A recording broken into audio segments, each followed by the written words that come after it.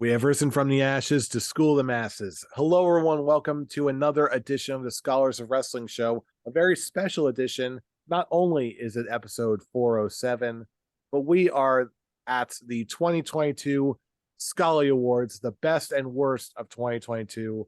I'm your man behind the microphone, Scholar Jeff. Joining us this week is the one and only OG Undisputed Scholar himself, the one and only Scholar Tarek. Scholar Tarek, how is your evening going?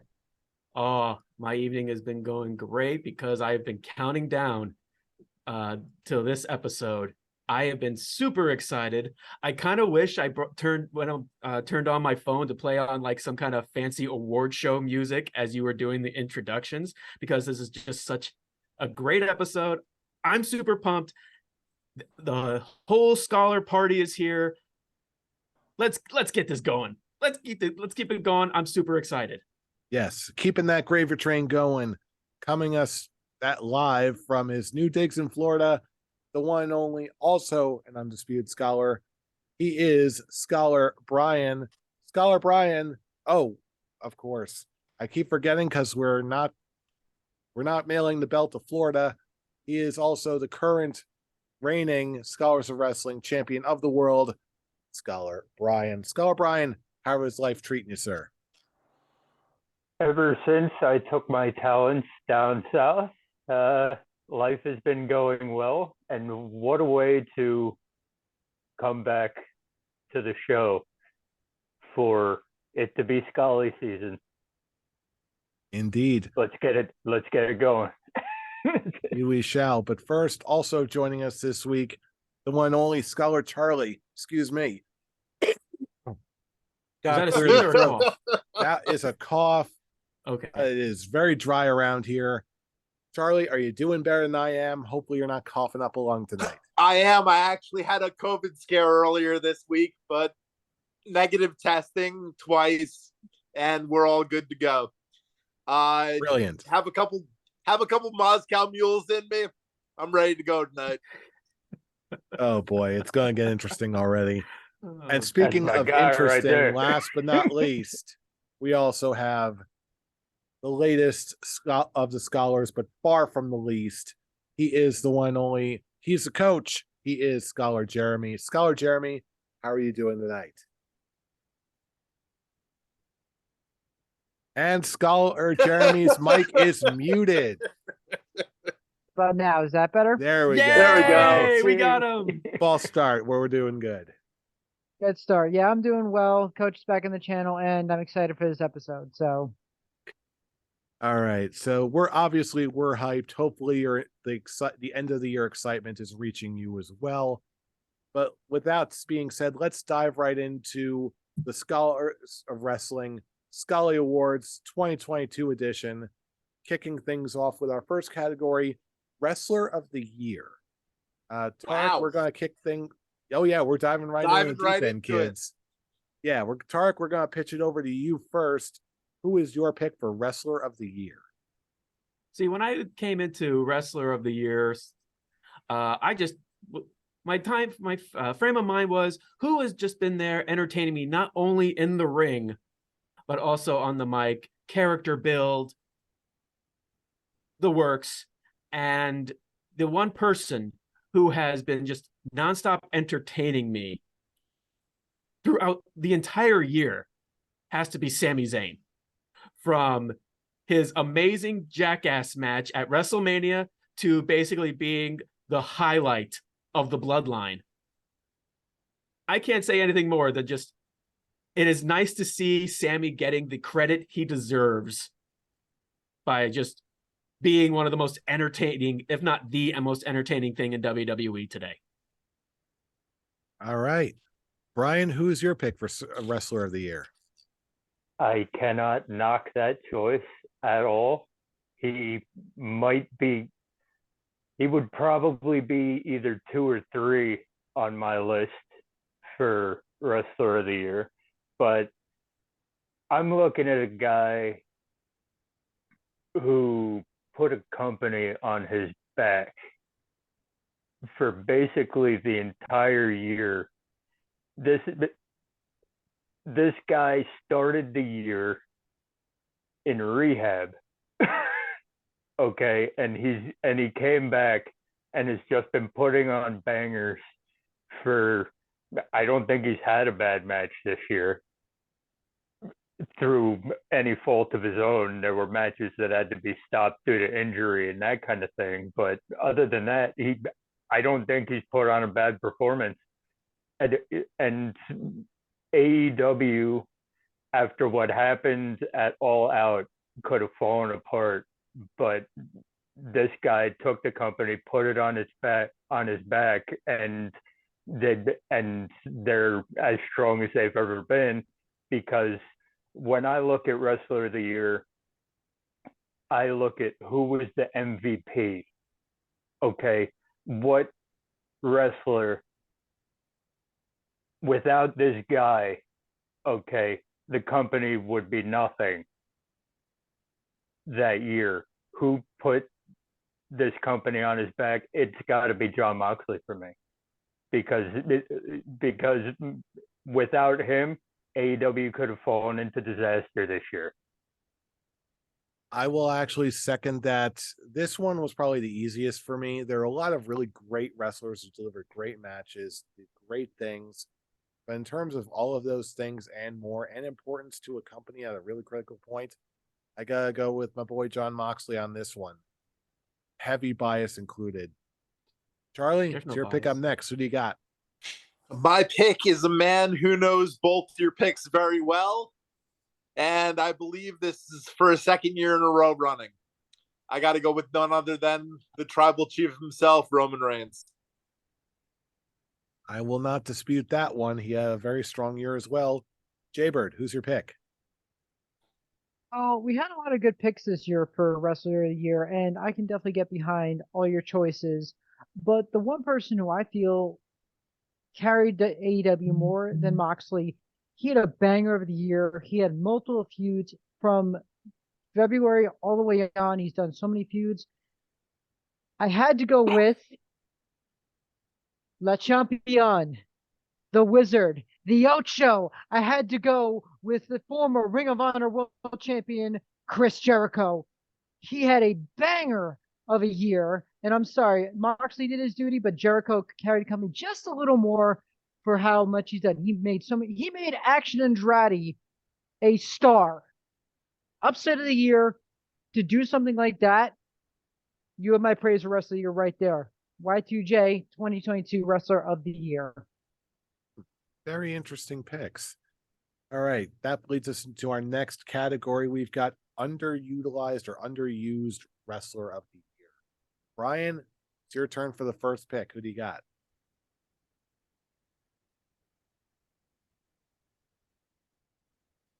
Brian, who do you got for this one? I Tough can't one in really this think of category. one, because it's like we can't use Cesaro, we can't use Ricochet anymore. Yeah. We can't use any of our favorites. This is the one that I had the toughest time on too. You guys So- had tough one. There was Yeah. this You- one actually was the I- easiest for me. This was I'm tough for me too, but I'm gonna go with a guy who I think should be further along in his AEW career right now. I'm gonna go with Willie Hobbs. Oh, strong pick. I like that. I really think, like, I'm not gonna say he should be top of the card right now, but he should at least be on TV. Like, I mean, main TV, not Rampage or anything like that. They're basically, after his stint with Ricky Starks, other than that, he hasn't really been used this year. True enough. So I'm like, I would like to see more from him in 2023, because what I've seen of that dude has been very impressive. Absolutely. I'm going to go in a slightly different direction for this one. Excuse me. I'm going to go with Wardlow. I feel like after All Out, and just not even All Out, just everything that happened with the end of his feud with MJF, I feel like a lot was lost as momentum just dropped dramatically. And I kind of feel bad for him. I can't tell if it's just bad timing or if he's dropping the ball. Either way, I feel like Wardlow should be further along than he is. Charlie, you're up next. Who do you got? I'm doing this one on the spot, and I'm going to do the other side of Brian's coin and pick Ricky Starks. I feel he should have had a title shot earlier than December. Very interesting. Jaybird, who do you got? This was tough, but of all the wrestlers I've seen this year, I had to go with Konosuke Takeshita. I think he's God bless absolutely you. going to be one of the brightest stars. Bless you too. One of the brightest stars coming to AEW, coming from DDT. He's Kenny Omega's boy. He's going to be a bright star in AEW in 2023. And that brings us to you, Tarek. Who's your pick for underutilized wrestler of the year? Like I said, this one was very easy for me. The man has only had 4 matches in the entire year, and he spent most of it waiting for creative to do something for him. And they're just telling him, we don't have anything for you. And the crowd wants him back. I'm choosing Miro. I came very close to Miro. But very strong pick. On that note, they did have something for him. They did, if you read the dirt sheets, and they did have something for him, and Miro said no. So it's kind of on both their ends at this point, because he could have been on TV. But even if they didn't have anything, just have him on TV. Like, but even though, yeah, definitely, yeah, that I only didn't go with him because it's too easy. Hey, a lot of people have been mishandled to various degrees. But flipping the script a little bit, let's go out into our next category, which is Breakout Star of the Year. For me, there are a few names that sprung to mind. I feel like Jamie Hayter had an excellent year. I feel like Willow Nightingale really excelled this year. I'm going to go in a slightly different direction here. I'm going to go with someone who has just really exceeded where they've been for the past couple of years to just like a whole new level of importance to the show. I'm going to go with Sami Zayn. He's not a rookie by any stretch of the imagination, but from where he's been to where he is now in terms of display on the show and just really excelling on every single level, especially including when you factor in his match with Johnny Knoxville at WrestleMania. That match had no right being that good, and he basically single-handedly injected new life into the bloodline angle, which I'm very, very grateful for. So I'm going to go with Sami Zayn. Charlie, it's your pick up next. Who do you got? Mine goes by technicality here. He's been around wrestling in tag team forever, but as far as the singles run goes, that's new to him. So I consider that breakout. Dax Harwood. I can see that one. Jaybird, who do you got? My biggest star of the year had a very, very, very slow burn, but when he came in, he, in my opinion, is going to have a banger of a 2023 year. I met him at Comic-Con. He took the box off his head, but I had to go with Kip Sabian. Had to go with him. Embrace the change. He gets the title shot next week against Orange Cassidy at Battle of Belts. That is how you make a mega star. Very slow burn, come in. He lost at Forbidden Door, and he's just been pushing his way towards that main event to get that All-Night title. And if you do get a chance, he is actually one of the nicest guys you can meet. So go get him, Kip. All right. Tarek, it's your pick up next. What do you got? It's actually funny with this particular category for me. For the longest time, I regrettably had it as Logan Paul. Just because he was just that guy who's like, oh my God, I don't like him, but he is just performing really well in the ring. Damn it for being a naturally gifted in the ring. But up until recently, that spot has changed to someone who has been there. And funny enough, he was someone's underutilized star. But after the events of what the recent months, he made me a fan of him. He made me really want him to really made me want to see him excel further for years to come. I picked Ricky Starks. All right.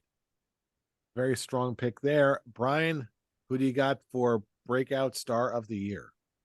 And once again, the undisputed scholars are in agreement because, look, okay, he started off the year, okay, not great. Okay, the first half of the year, I was looking at him as my underutilized star. But ever since the middle of the summer, when he broke away from everything and turned babyface and was going against Willie Hobbs and those guys, it's like he's been showing me a lot. I really enjoy him every time he comes on screen, and now he's gonna get put over by the coach's wrestler of the year. So it's one of those things. Like 2023.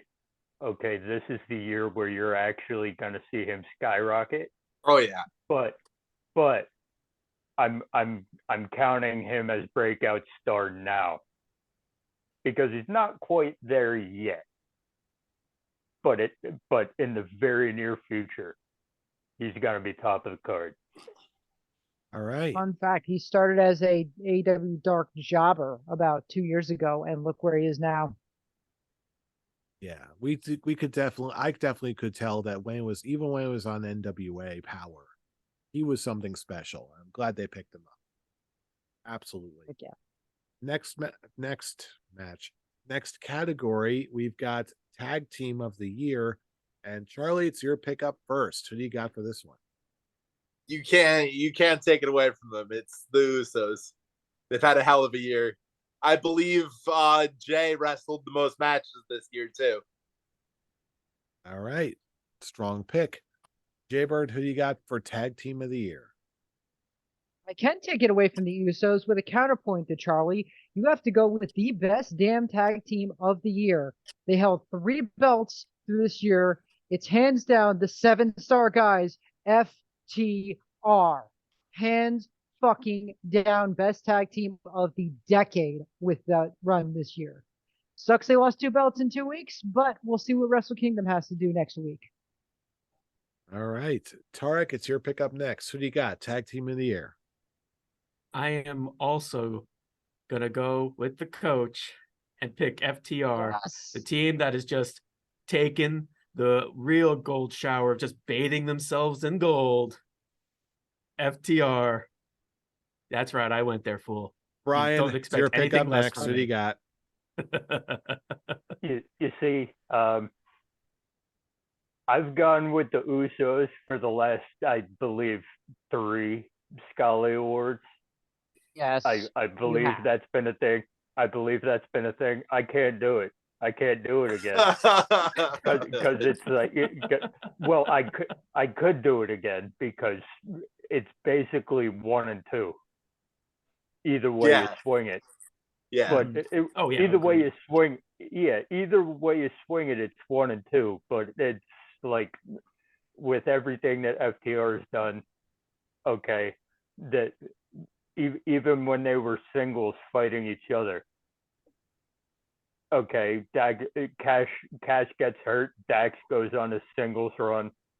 I'm like, everything these guys did this year was money. Okay, so it's like I can't. The Usos had their time. I'm gonna give this year to FTR.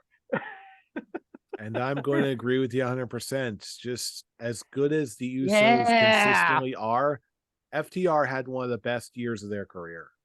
It's just, I got to give it to them.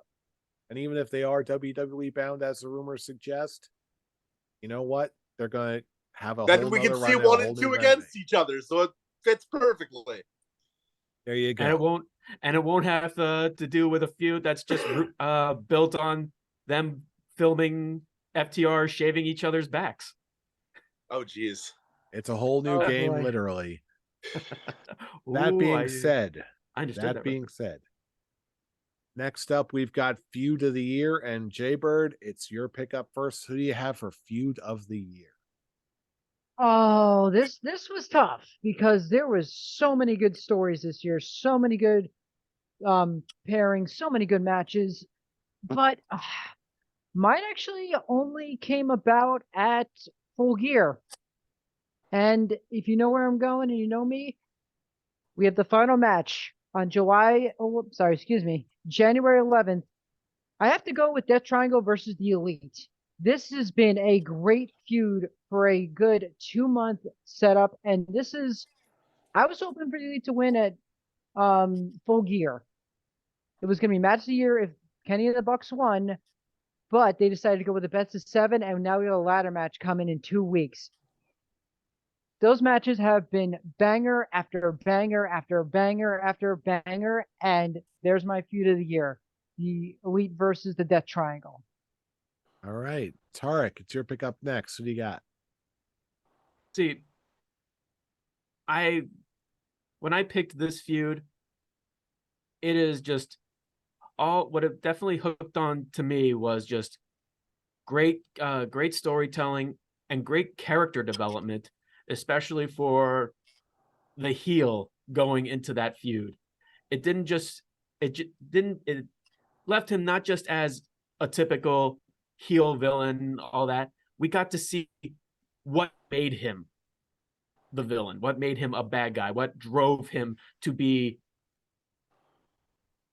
not just better, but better than the best in the world. I'm going with CM Punk versus MJF.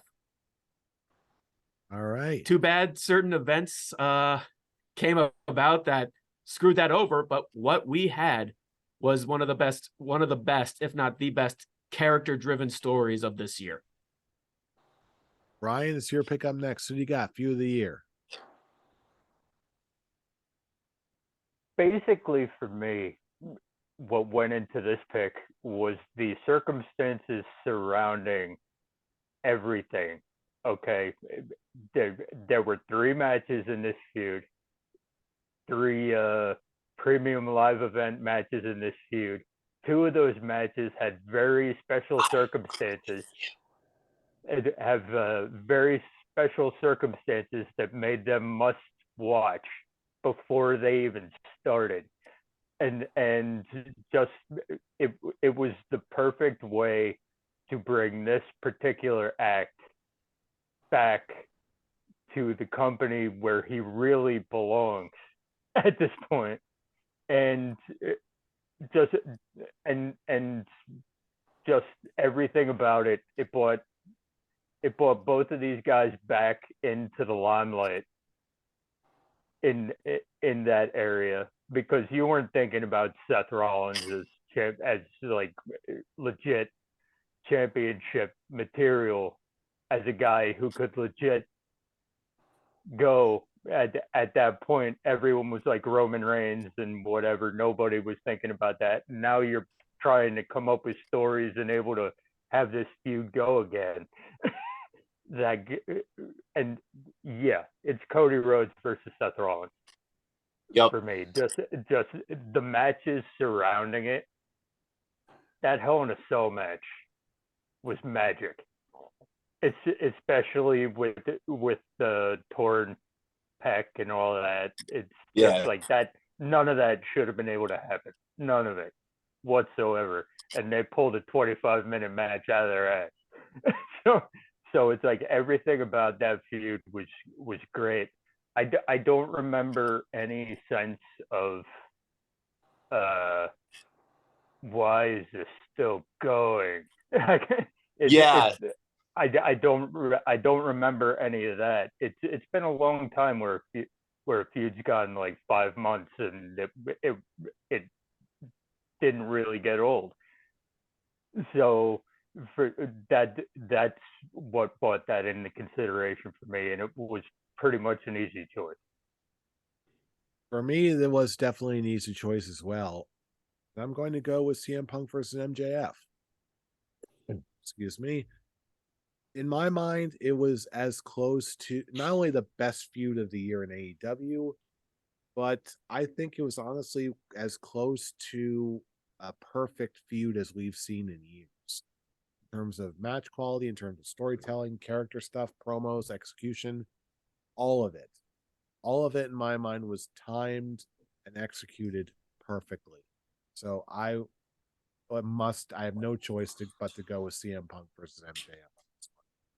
Charlie, I'm gonna be completely honest on the CM Punk versus MJF thing.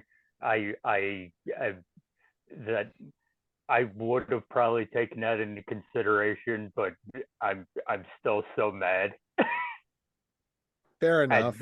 that it's like I can't like I can't put it aside and give CM Punk any recognition for any good. It's like I'm not there yet.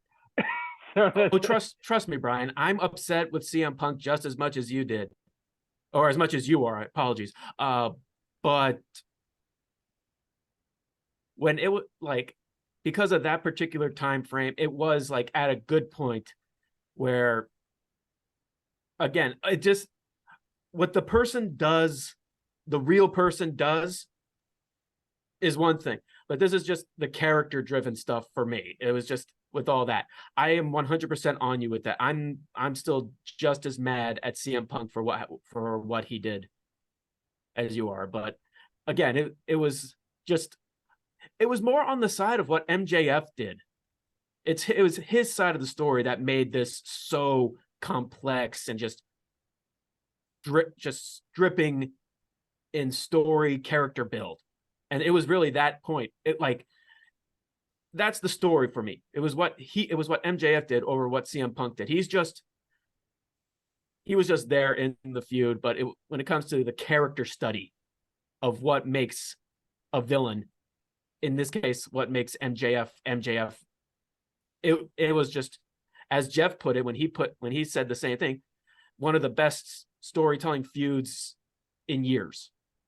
So that's what did it to me. CM Punk has no excuse for what he did and how he did things, but there wasn't a story that really got me so invested this year as much as this one. And with that, Charlie, who's your pick for feud of the year? I got to side with Scholar Brian on this one, and Cody Rhodes versus Seth Rollins. It's very rare that two guys can put on three back-to-back matches where the third one stands out as brand new, where you could still pull new stuff out and entertain everybody. All right. And with that, we are back to the top of the order for a brand new category, worst feud of the year. Tarek, your pick. Who do you got? I kind of cheated with this one. I'll be the judge of that. You wait until my pick. Go ahead. There wasn't one feud for this particular wrestler. It was multiple feuds that she was a part of. And I wrote it down, Ronda Rousey versus insert name here. Every single story. Well done. It's so funny because you get to tear her apart now, and I get to tear her apart later. So, trust me, this is just the beginning of me tearing her apart. This is just the beginning of it.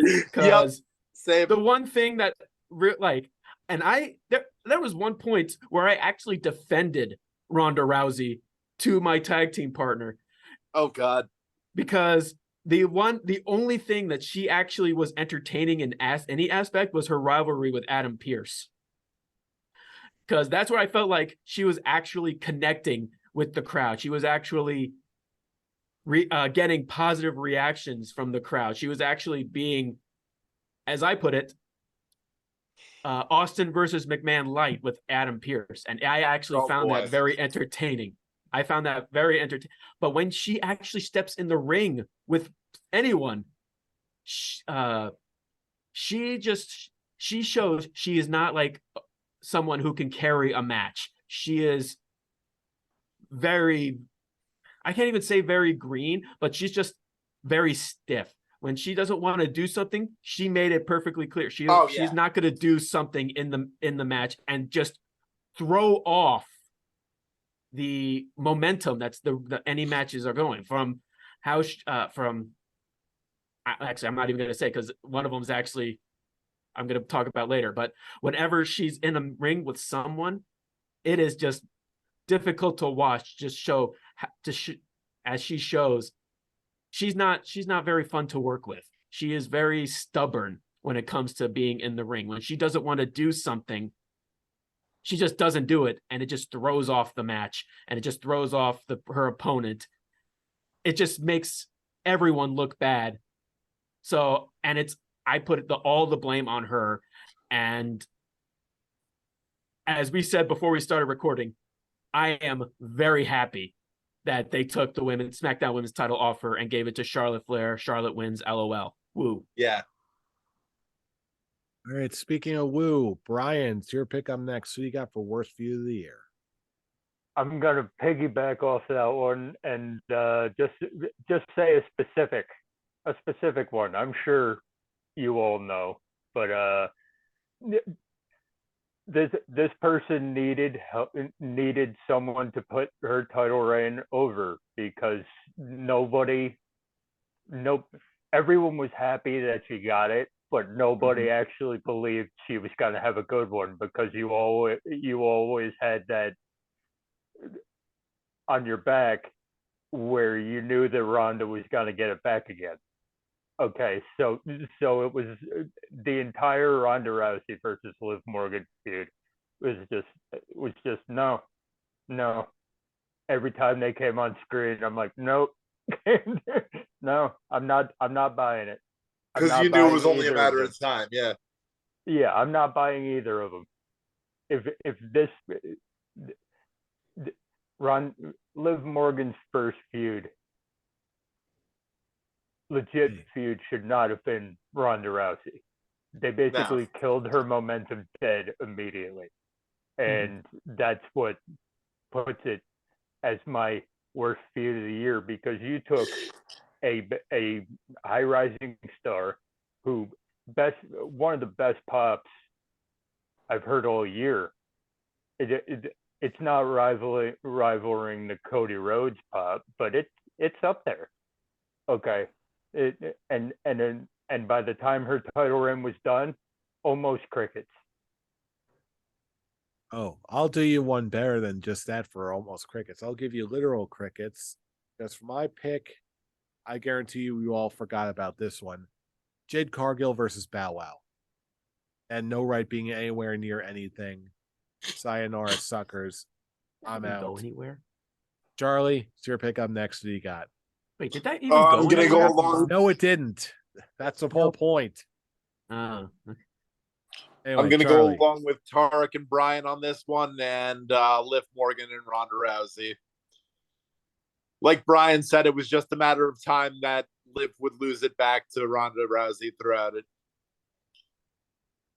All right. And Jeremy, what's your pick for worst feud of the year?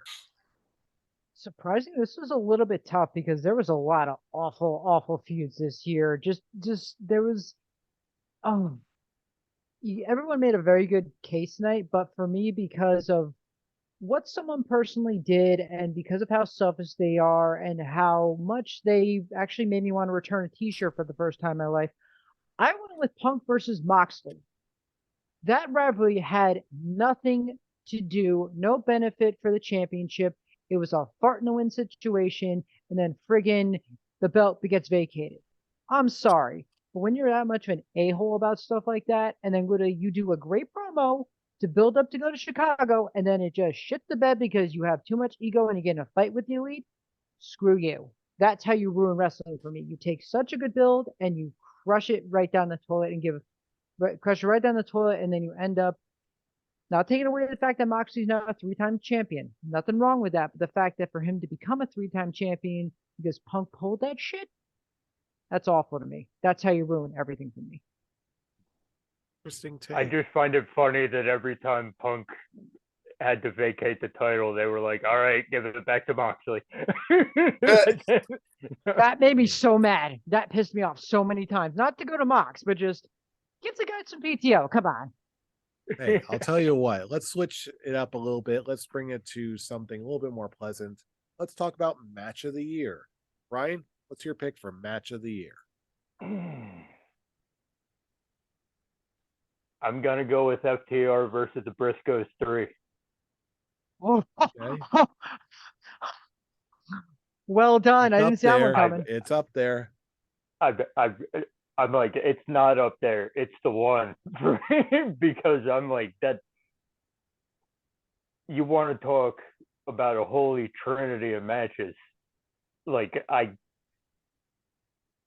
This was very close to being my feud of the year, and legitimately there was almost no build up in between matches. They just had matches. But each time got more and more. Like each time they were more and more angry at each other. Each time the stakes got raised a little more. Each time, and then the dog collar match at the end of it, that was just 45 minutes of holy hell, and just loved every minute of it. Every minute of 45 minutes. It's hard to be completely invested in a match every minute for 45 minutes. All right. And those two teams got me. With a 3-day build up. Oh, and it still worked. I'm going to take a somewhat different approach on this one. Excuse me. I'm going to take a somewhat different approach on this one. I'm going to go with the match I probably enjoyed this year. I'm going to go with Will Ospreay versus Orange Cassidy at Forbidden Door. For whatever reason, I can't talk about the intangibles here. I found myself of all the match of the year candidates, I felt like I enjoyed this one the most. I can't go into any further detail than that. Will Ospreay, Orange Cassidy, it just did for me. Charlie, it's your pick up next. Who do you got? This may come as a shock to some of you, but I'm going with the match that I had the most fun watching this year. And that match was Logan Paul versus Roman Reigns. You're right. I am surprised. Jay, who do you got? I'm actually going to double surprise everyone. I actually went with the WWE match this year. For me, all right, who the hell are you people? Brian already said it, but I had to go with Hell in a Cell, Cody Rhodes versus Seth Rollins. That match had no reason to take place, but wow, they pulled a banger out of that one with the torn pec and just the fact that Cody actually was able to pull all those moves. God bless him for doing that match. That could have been quick. Okay, I tore my pec off the bone. I'm out. He showed up and he lit the place on fire. That's all I can say. Just wow. All right. And with that, Tarek, it's your pick for match of the year. Who do you got? This one came very, very easy to me. This match is a WWE match. This match was a title match. And this match just solidified why the Intercontinental Championship is definitely the workhorse championship. I'm going to go with Gunther versus Sheamus at Clash of the Castle. And that just solidified. I want Gunther to top Honky Tonk Man longest Intercontinental Championship reign. I had a feeling you were going to go with that.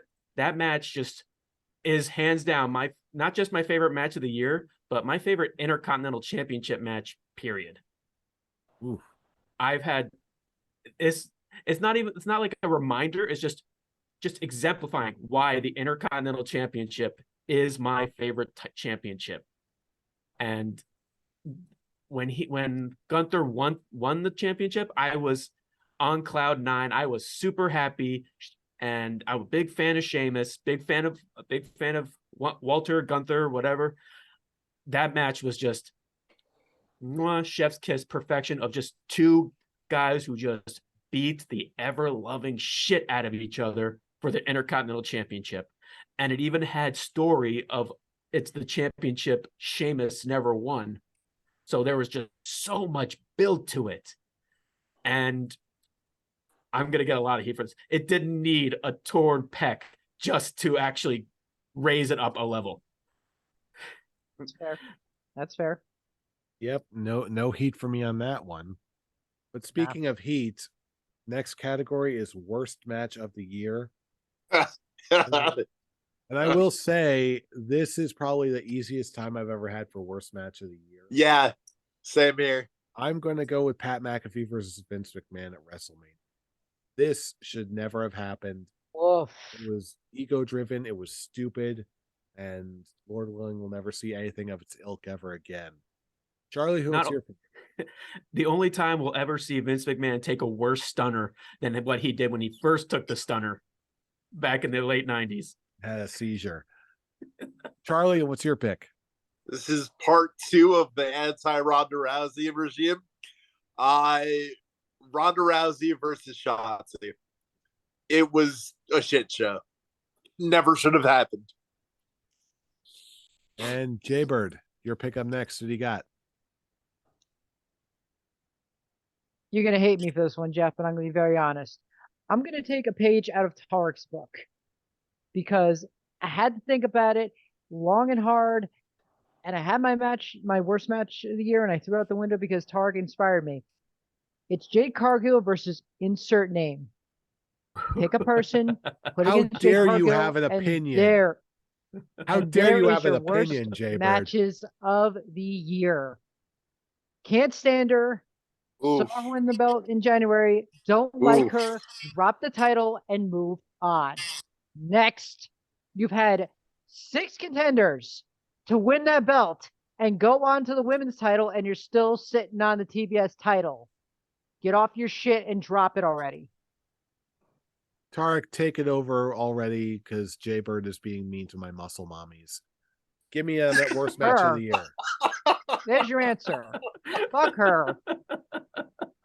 Muscle mommies. Hey, don't judge me. I'm not judging you. Tarek, give me something. That's a bad time, Jeff. You really got to try to make him talk right now? He's yes, I am. I'm sorry, muscle mommy got me. Muscle mommy's got all of us. Oh man, that caught me completely off guard. Oh man, that was so good. Oh, was not ready. Bravo, fool. Bravo, that was good. I was not expecting that. Nobody ever expects the muscle mommies as far as I'm concerned. Okay. But to second Charlie, I'm gonna go with Ronda Rousey versus Shotzi. That match was just the final nail in the coffin to just show that she doesn't want to do a move, she's just like, yep, I'm not doing it. Yep. Even at a risk of actually legit injuring Shotzi. And that was the final straw that broke the camel's back. And I'm just going, okay, the sooner Rousey drops that title, the better. And I want her off my TV. I don't like, she could do better as a tag team with Shayna, but I'm kind of done with her. I just can't take. I don't want to see her, like, her dream matches or anything like that. I'm 100% done with her. It's because of this particular match. I actually yelled at the screen. Are you trying to kill this poor woman? Jesus Christ! Stop. Get your head out of your ass and just actually help do something with this woman. Jesus. If you're getting me to dig Charlotte Flair, you're doing something wrong. Like, I feel legit bad for Shotzi ever since when she was in that ladder match earlier this year, and people were giving her so much shit for all the botches that she had in that one. Yeah. She needed something to bounce back from. from that match. And Ronda would rather face turn. embarrass her than wrestle her. Exactly. Exactly. Ronda was just like, yep, I'm just going to make this worse for her. And now any type of push or any kind of like anything for Shotzi, I feel like is now close to being out the window with what's been happening to her this year. And I blame Ronda over Shotzi from all of it. Oh, definitely. All right, Brian, that means it's your pick up next. Worst match of the year. What do you got? Okay, so I had thoughts about McAfee versus McMahon, but then I realized that was more of a segment than anything else. I don't count that as a Pat McAfee, my Lord and Savior of podcasts, doesn't count it as a match, so I'm not going to either. But yeah, and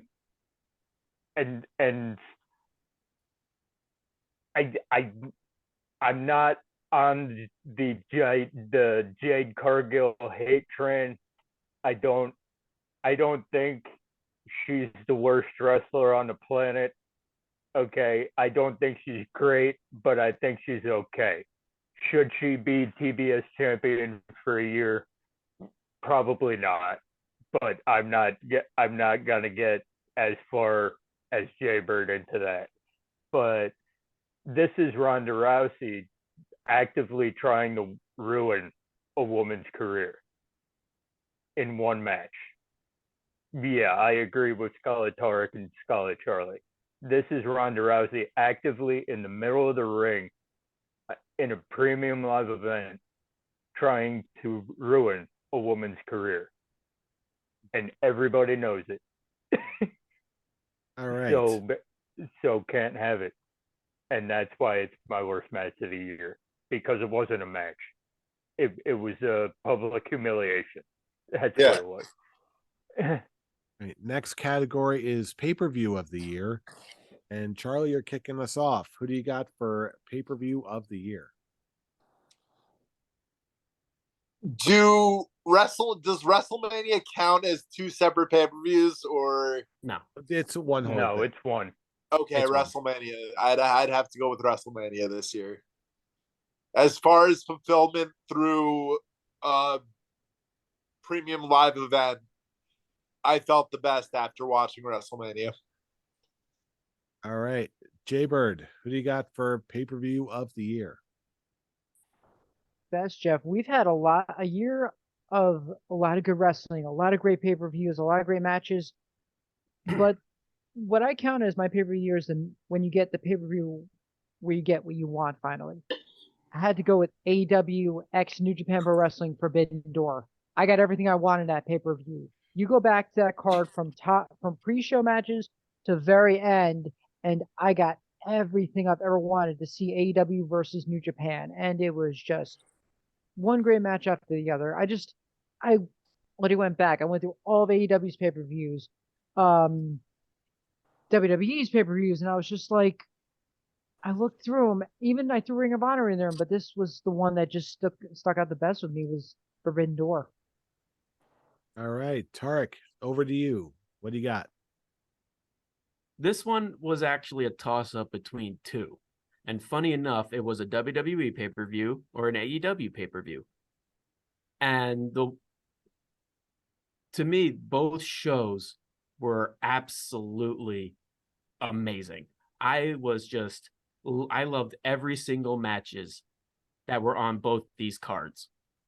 But the one thing that really solidified one of them was just simply how you leave them. And when one of them ends with Tyson Fury and Drew McIntyre singing with the crowd, it leaves kind of a bad taste in your mouth, especially after the fact of Drew McIntyre losing the match previous because of an interference from Solo Sikoa. And so it just ends with the AEW show, and it was a show that AEW needed after everything that happened from All Out. I'm going to go with AEW Full Gear. Okay. Nice. Good case. Ryan, who do you got for pay-per-view of the year?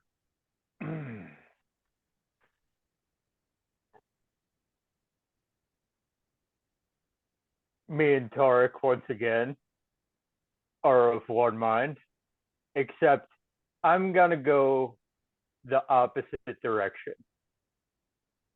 Okay, because we agree too much, I'm going to be contrarian at this point. Hey, man, it's all good. All good. That's it. Because you're going to get no argument from me. AEW Full Gear was amazing and did everything it needed to do to get new people over, to solidify top stars, and it was great for everything it was. But you had like everything. Clash of the Castle was great. Up until I don't even think the ending of the Drew McIntyre versus Roman Reigns match is bad. I'm not saying it's bad. I'm not saying it's bad. I mean, like, that particular part of it didn't leave a sour taste in my mouth. But yeah, I think they ran a little bit longer than they wanted to, and that Tyson Fury and Drew McIntyre thing really shouldn't have been shown. But everything before that was 4 hours of complete awesomeness. And I've been on a AEW kick through these awards, so I'm gonna throw a WWE a bone, and I'm gonna say Clash at the Castle was my pay-per-view of the year this year.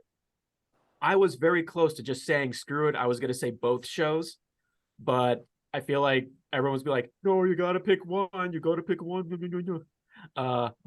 you do gotta pick one. So again, it's how you leave them. And if they didn't have that silly sing along, I probably would have had Clash of the Castle my number one, because it was the result, how it ended didn't.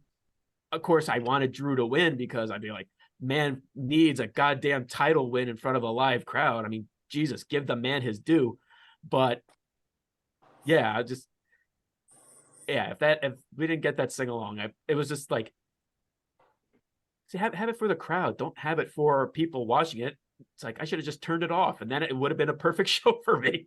But again, I think the part that solidified Full Gear for me was that it was a redemption show that AEW so desperately needed, with from the all out brawl out to just people, just the backstage like toxicity. It needed it, and it was just something like, okay, now we're back to the AEW we all know and love.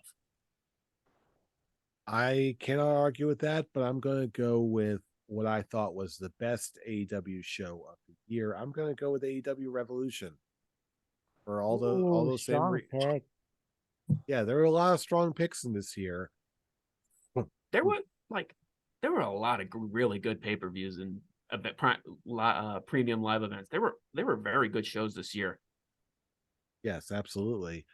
But that being said, there are also some not so great ones, which brings us to worst pay-per-view of the year. And Jaybird, it's your pick. Who do you got? This is actually tough because, like I said, there was a lot of good wrestling this year. For me, the one that fell the shortest was Day One. I went back and I rewatched the matches from that, and I was just like, this pay-per-view kind of sucks ass. Like, it was just very low. It was not a good way to start the year for WWE, and just it didn't do anything for me. I like literally checked all the pay-per-views, I checked all the cards, and I'm just like, and I literally watched matches from Day One, and just it felt very short for like a Vince McMahon pay-per-view. But what are you gonna do? I don't know. Tarek, what's your pick for worst pay-per-view of the year? Actually, I'm actually kind of surprised that like all of us are picking the same pay-per-view, because it was the one pay-per-view I remember thoroughly all of us watching, and all of us were really pissed off. because it has the greatest match stipulation, or what the most popular match stipulation for either hardcore fans or casuals. And Vince McMahon managed to make both of them so unbearably bad. And that is the Royal Rumble. Ooh. It takes really skill to make everyone hate, to make people literally hate the Royal Rumble. And You got a point. it's even worse when especially on the men's side, because we all knew what was going on. We all knew what was going on before the show even started, or before hell, even long beforehand, before what they were building. And it was just bunch of mid-card nobodies and Brock Lesnar. It was Vince McMahon at his absolute worst, wanting to have another Roman Reigns versus Brock Lesnar at Mania. And it was at the cost of the Royal Rumble. And even the women's Royal Rumble was just as bad. But it takes skill to make the Royal Rumble not fun. And Vince McMahon succeeded without even trying. And when it's so bad that Vince has to fire his own son because of of his involvement in that match, just solidifies, Jesus Christ, this company is just in dire need of change. And thank God we got it. All right, Brian, who's Well, I your didn't pick it because I wiped it from my memory. Anyway, There sorry. you go. Brian, worst pay-per-view of the year. Yeah, I think Scholly Awards said it all. I don't really have to go any further into, like, I had thoughts of just with everything surrounding it afterwards, and everything surrounding it, I thought about giving it to All Out, but then I was like, the show itself is actually pretty good, so I can't really do that without feeling like a shitheel. But it's like, what can we all agree is horrid? And yeah, we were sitting there at the Royal Rumble. We normally have a real fun time because we're all trying to get into it because we're playing the Royal Rumble game and we're all excited and we're doing that. And then we're just sitting through the Royal Rumble, just like, what the fuck is this? What are we watching? What are we doing? And when you do that with our favorite pay-per-view of the year, it's legitimately our favorite pay-per-view. It's the one thing we have an actual game for, and you completely fucked it up this year. So yeah, there's no other course of action. It has to be. I'll tell you what, you guys made a good, strong case for it, but I'm going to go in a somewhat different direction. I'm going to go with AEW All Out for the obvious reason. It just tainted the entire evening for me too much. It's up there, but I feel like this is also the hardest category for me to judge every single year for that reason exactly. So I had to pick something. Charlie, it's your pick. Worst pay-per-view of the year. So we've covered that day one sucked. We've covered that Royal Rumble sucked. I'm going to go one further in WWE's first half of the year. And thank God that WrestleMania put us in the right direction. Because to me, it left me feeling bad. Elimination Chamber. For somebody to tap on glass and Bobby Lashley get a concussion from that is just playing us for fools. And I don't know. I just felt really crappy after watching Elimination Chamber this year. All right. That'll bring us to our next category. We've got Women's Wrestler of the Year. And Tarek, it's your pickup first. What do you got for Women's Wrestler of the Year? I'm going to say the one that really started building momentum of fan base popularity in the second half of the year. I'm going to go with the AEW Women's Champion, Jamie Hayter. Very good pick. Very good pick. Brian, who's your pick? I'm gonna pick the low hanging fruit on this one. It's Bianca Belair for me. That's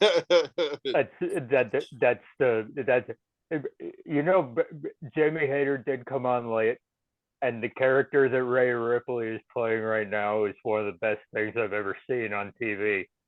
But Bianca Belair has just been quietly going about her business, putting Yep. on great matches every pay-per-view, doing what she can on the TV shows, and living her best life out in public, as would say. And like now that Sasha Banks is doing her own thing, I think it's possible that Bianca Belair is going to take her spot as top wrestler in WWE and quite possibly best female wrestler in the world, because she's just been fantastic for the last 2 years. It's funny. I feel like for all the reasons you just described, I'm going to go with Rhea Ripley. Just because you said quietly she's been putting on reliable match after reliable match.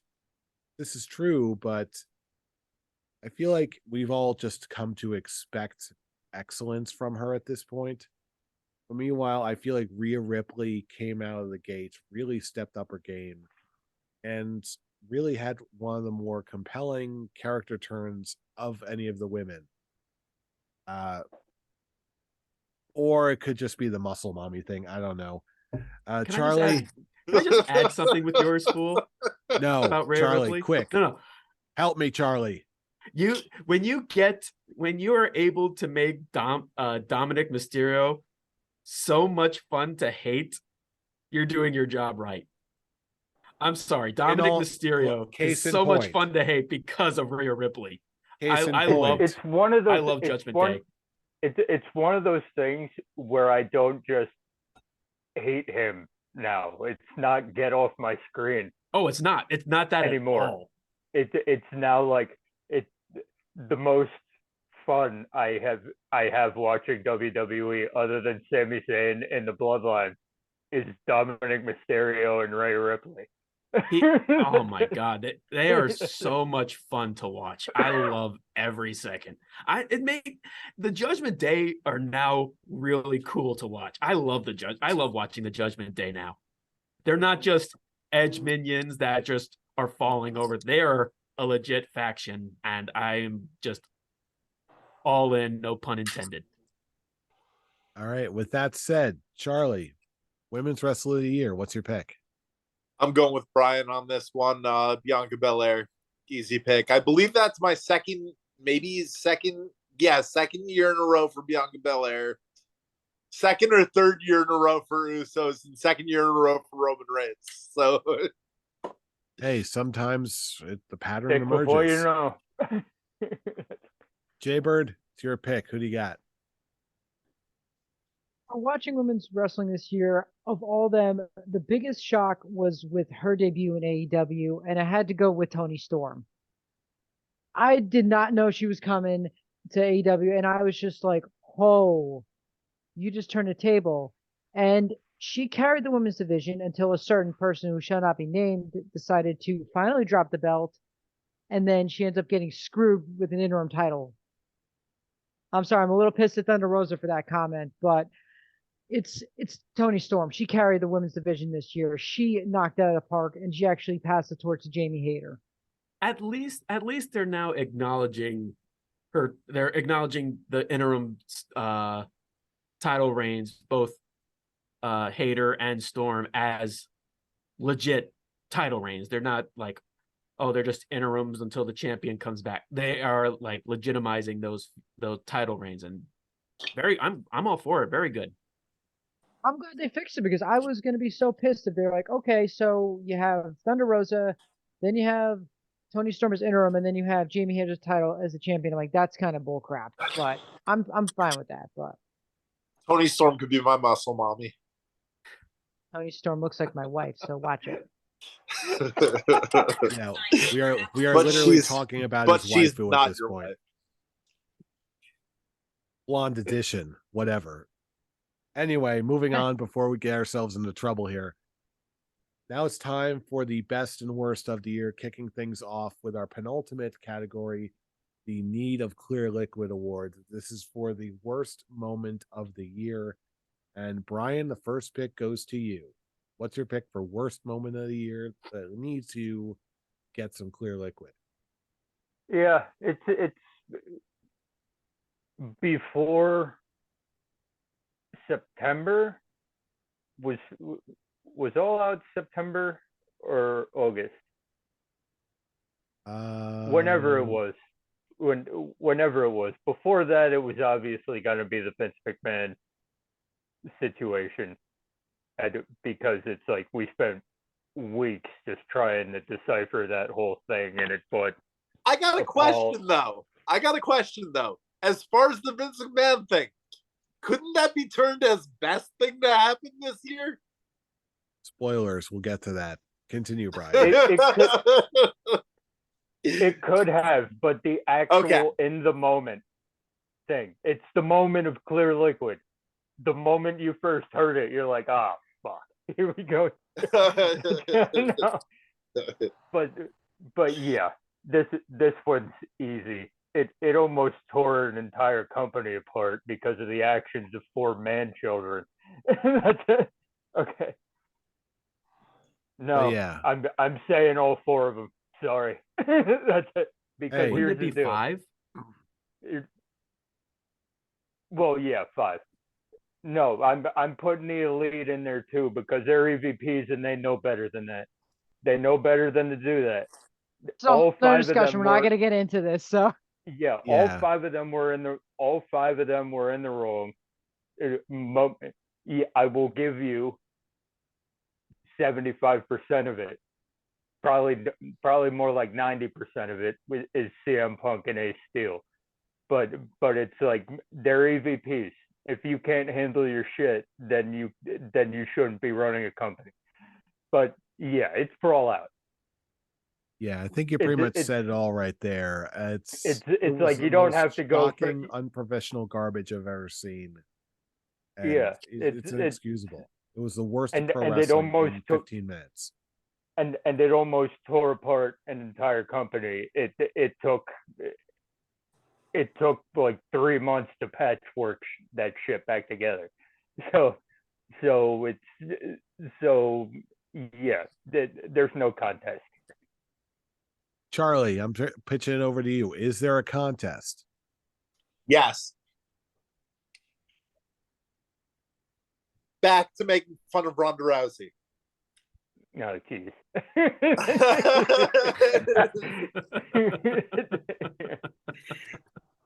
Ronda Rousey's return as a whole. I would say her title runs, but I'm on cloud 9 right now with her not being champion anymore. So I'm just going to go with her return as a whole. Being a shit show. All right. Jay, it's your pick up next. What do you got? I'm going to have to side with Brian, but instead of clear liquid, I'm going to say CM Punk.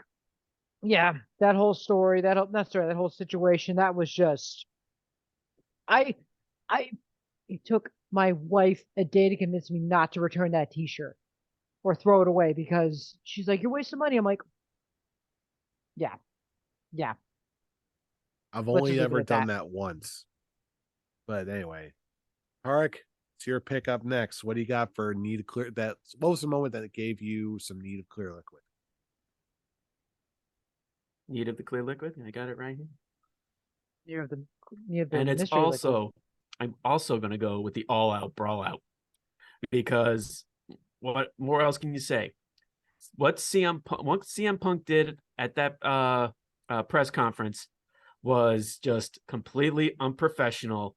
We were all hoping when he came into AEW that he grew up, he stopped being such an asshole, and hopefully that he will actually bring in some real positive feedback to AEW as a legit contender for WWE. And in the beginning, it was. And then whatever beef he had with Adam Page and the whole thing with Cole Cabana, and leading up to that, he just showed that he's not just the same, he's actually worse because he cannot get past his goddamn ego. And it really, really hurt. And I will side with Brian that the Elite are not as responsible, but yeah, they are high-ranking backstage officials. They know better. It shouldn't have gone to that extreme. And it just makes me applaud Moxley, Danielson, and Jericho basically taking that top of the mountain and help get everything back to normal that led to Full Gear. But it sucks that it had to deal with that, because CM Punk just can't just be a professional. Instead, he has to be a whiny child about this, and led to, as Brian said, almost destroying a company, a very young company. Yeah, he's a classic case of a guy who can't get out of his own way. The man, like, it's now at that point, I don't want him to go anywhere. Like, there's the question, like, will he go to WWE? Will he come back to AEW? Will he do? At this point, I don't care, and I don't want. He's still. How old is he now? In his 40s. I'm not entirely certain yet. He's like somewhere around that age, and he still needs to grow the hell up. And yeah, once he does that, once he grows up, swallows his ego, I don't want him anywhere near wrestling television, because he is a cancer, and he needs to stay away. He's on the blacklist. He's not coming back to WWE. So see you on NWA, motherfucker. Oh God. And on that note, that brings us to our final category for the You're Welcome Award, which is our picks for the best moment of the year overall. And looky there, it's my pick first. I'm going to come right out and say it. This isn't just I'm here. Moment of the year. This isn't just moment of the year. This is probably moment of the decade, or possibly longer. It's the retirement of Vince McMahon. This is something I think that we didn't think we'd see for decades, but this is probably the most company and industry changing thing we'll probably ever see in our lifetime. And it happened this year. It's all the changes I wanted to see, and then some. Everyone I liked who was fired, who wasn't already picked up by AEW, came back, including Bray Wyatt, and it made the show literally twice as good. And I'm so excited for not just the year to come, but also the next Triple H run Royal Rumble. We already got some good stuff planned for next year in that regard, but for now, the departure of Vince McMahon, digging out the cancer from something that I love, it is without question my moment of the year. Now, Charlie, it's your final pick. What's your moment of the year? You just covered it all. Before we were talking about whether it could be the worst thing that happened this year or the best thing that happened this year, it's definitely the best thing that happened this year. Vince McMahon stepping down. All right, that's 2 for 2. Jaybird, what's your pick? I know we cheered and shouted that Vince McMahon finally retired from WWE, but for me, I go with what the wrestlers do. And Tark and I spoke in February. Originally, it was going to be when CM Punk came out at Revolution to his Ring of Honor entrance. Tark can vouch for this. You all can vouch for this, that you saw how I was reacting. Him coming out to, I can never pronounce the first song from Sing the Star by AFI, but him coming out, that was moment of the year. And after what he did, You were like a kid in a candy store. dude, I've seen him wrestle so many times in Ring of Honor with that song, and just for him to come out really did bring, like, going back 20 odd years, to have him come back and do that really did bring a lot of brightness to that moment. But for me, after what he did it all out, I knew what happened literally comes down to, it had to be Kenny Omega returning at the trios tournament.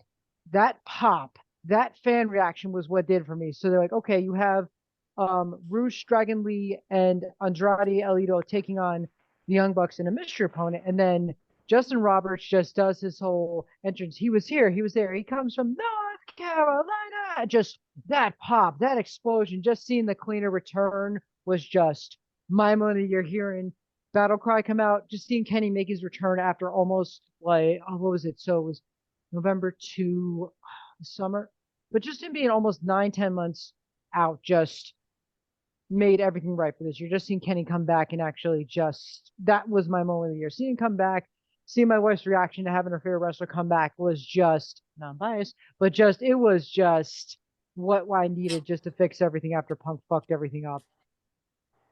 And That's pretty Tarek, fun. it's your pick next. Pretty- What do you got for your moment of the year? My moment of the year is the announcement of Vince McMahon retiring. I have made it perfectly clear on this show that Vince McMahon was the lethal dose of poison that in WWE.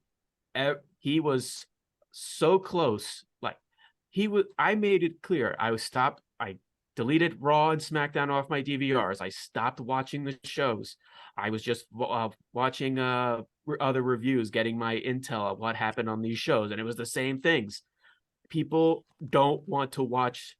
And Charlie's phone fell. I'm still here. Yeah, I'm sorry, we know that was you're very still here. Your phone isn't. I'm sorry, that was very distracting. But he was just he was at that point where even though the company was still doing well, creatively, he was killing his company.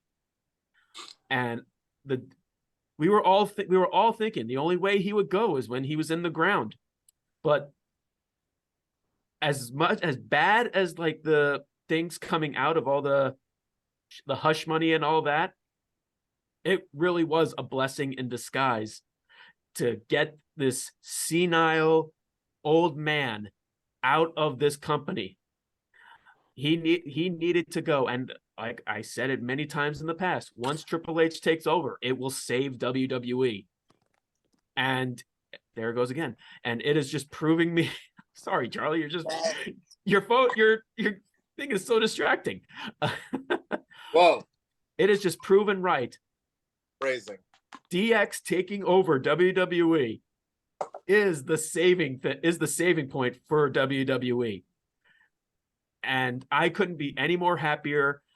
I don't want the whole thing of Vince wanting to come back, stay as far away as possible. Just get a Hall of Fame induction and go stay retired, you senile old man.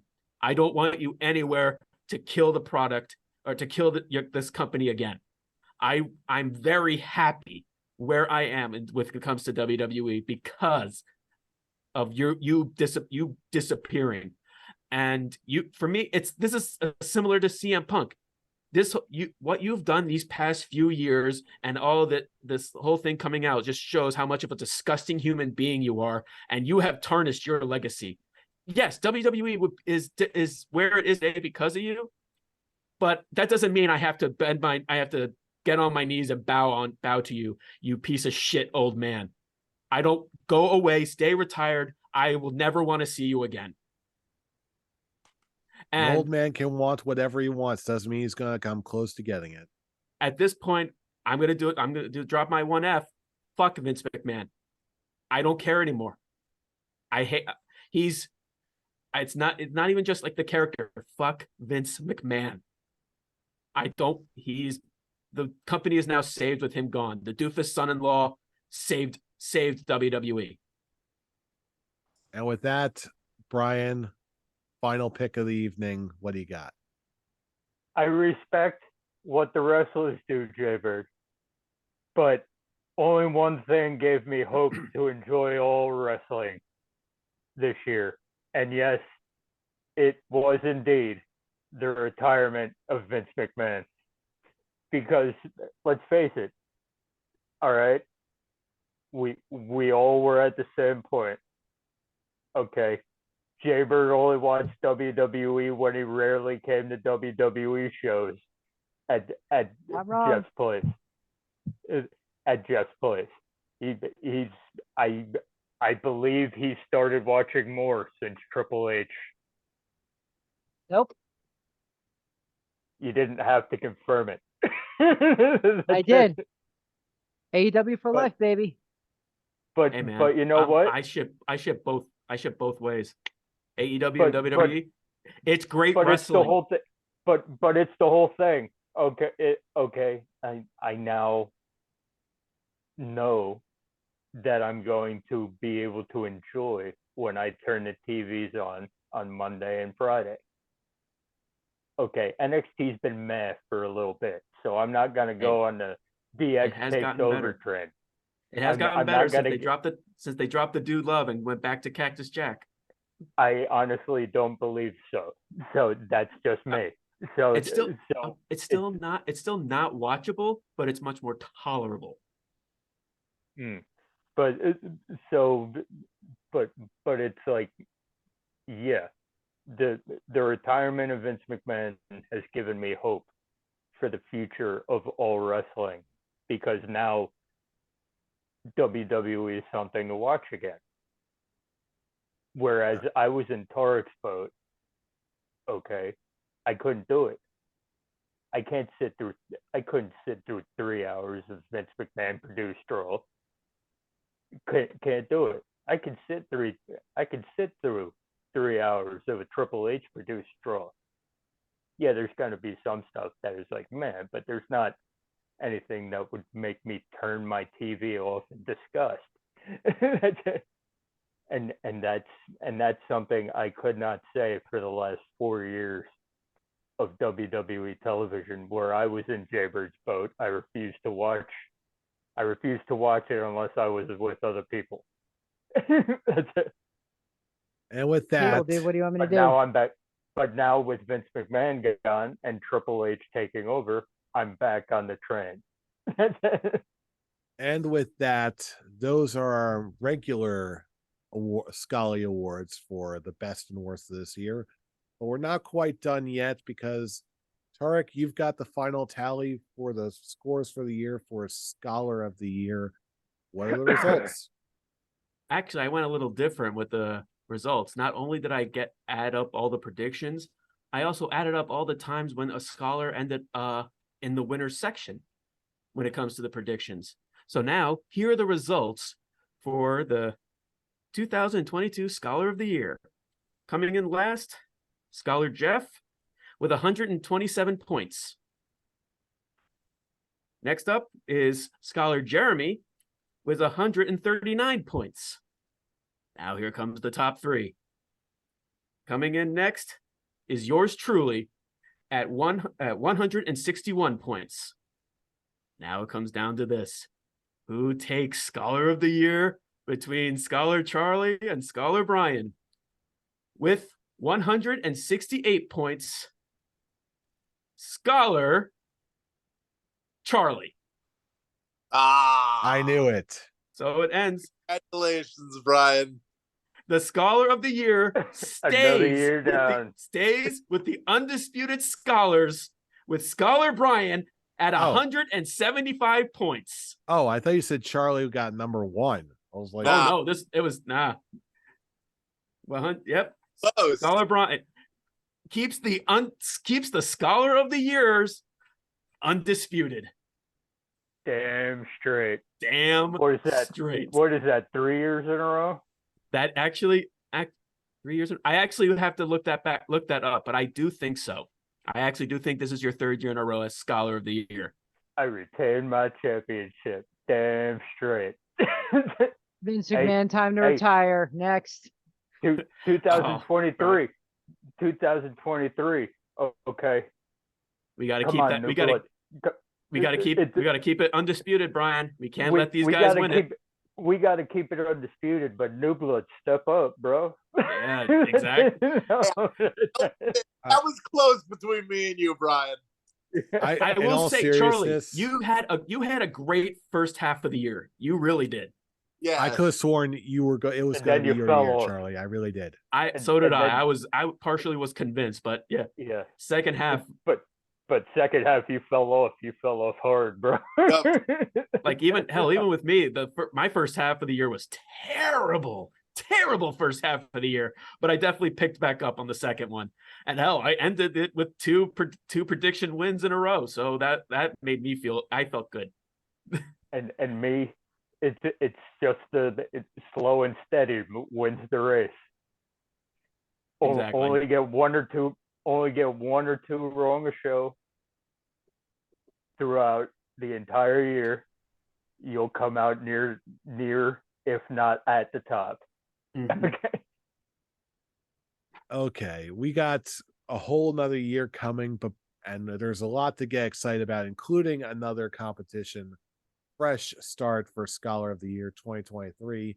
But before we say goodbye, let's do a quick speed round of predictions that we've got of what will happen in the world of wrestling for 2023. Let's give us 3 quick predictions for what you think could possibly happen in the world of professional wrestling. Tarek, let's start off with you. Give us 3 predictions for what you think is going to happen in the world of wrestling 2023. Go. Sorry, I had to quickly pull up my list again. My 2023 predictions: Ricky Starks is going to defeat MJF for the AEW World Championship. I think it's going to be at the final event or final big event of Full Gear. My next one: the NWA will be purchased. I don't know by who, but I think it will be purchased. And finally, Jeremy's going to hate this one, to be perfectly honest. I think with how much Triple H wants to expand outside the walls, WWE is going to announce a deal with New Japan Pro Wrestling. Oh, never mind. I thought you were going somewhere else with it. I could see it.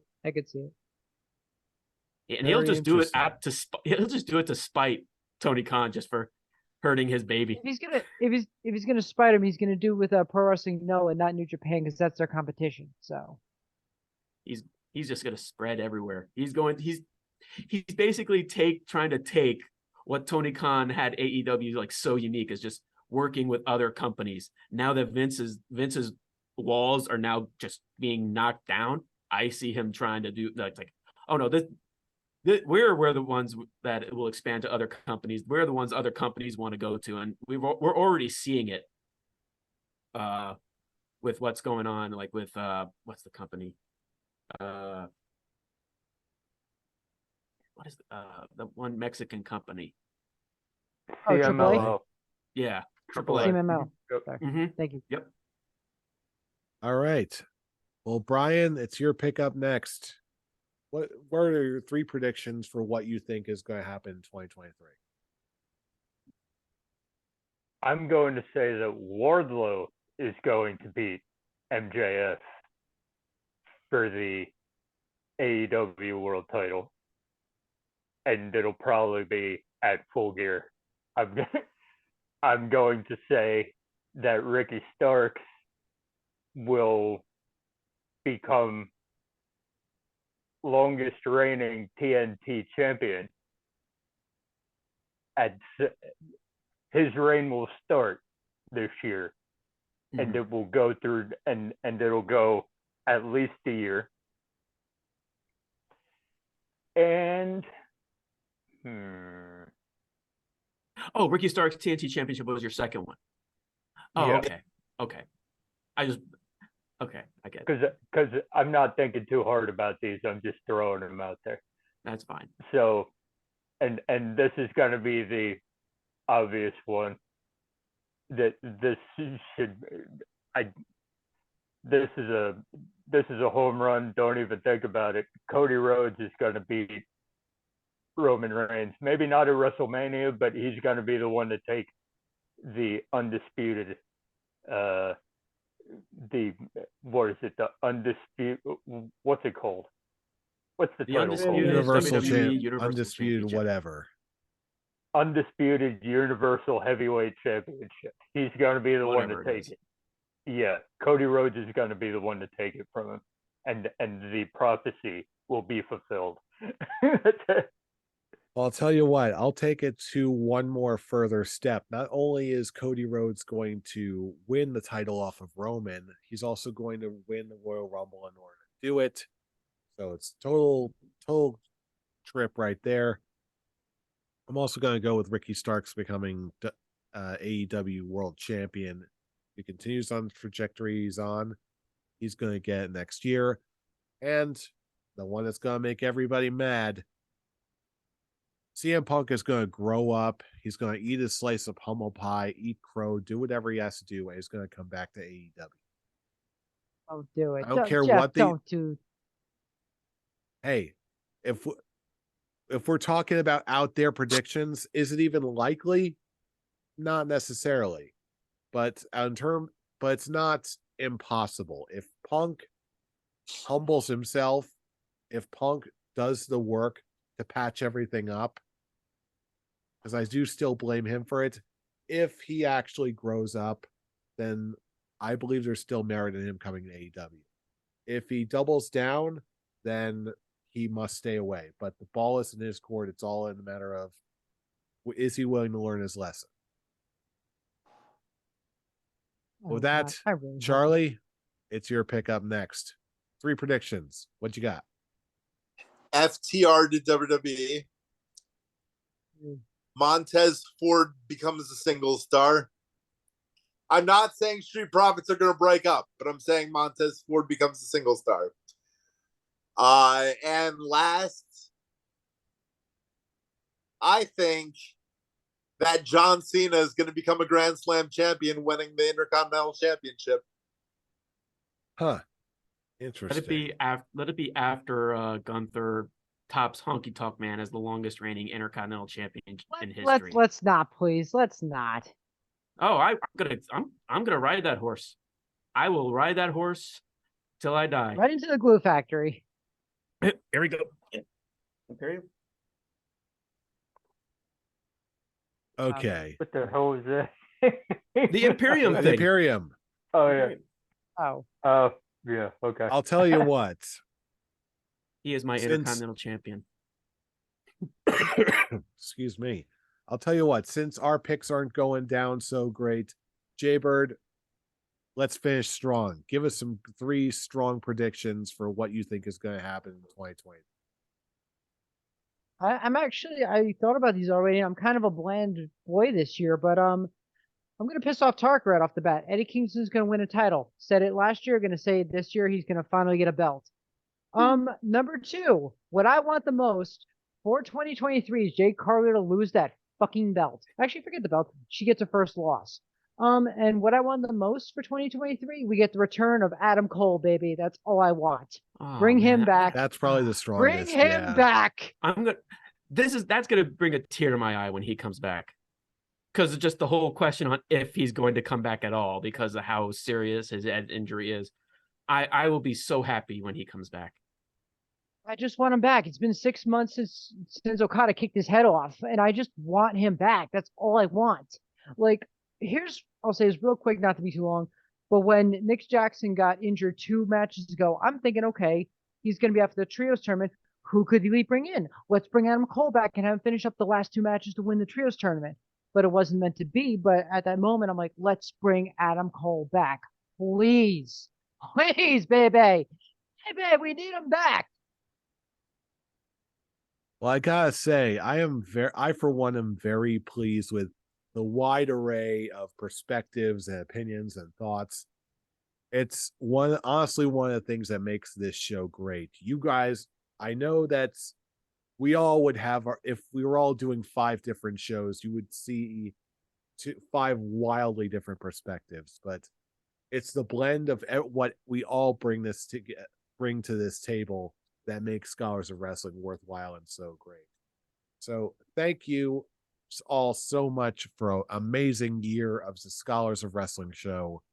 And if you listening at home want more from us, both now and the year to come, follow us on all of our social media. Cool. Where can they reach you?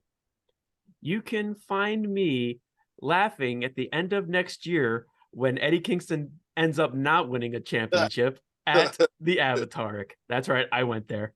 I love you too, Jeremy. Yeah, Don't sweetheart. crush my dreams, Tarek, even though I don't think it's going to happen for this year. But hey, one can dream.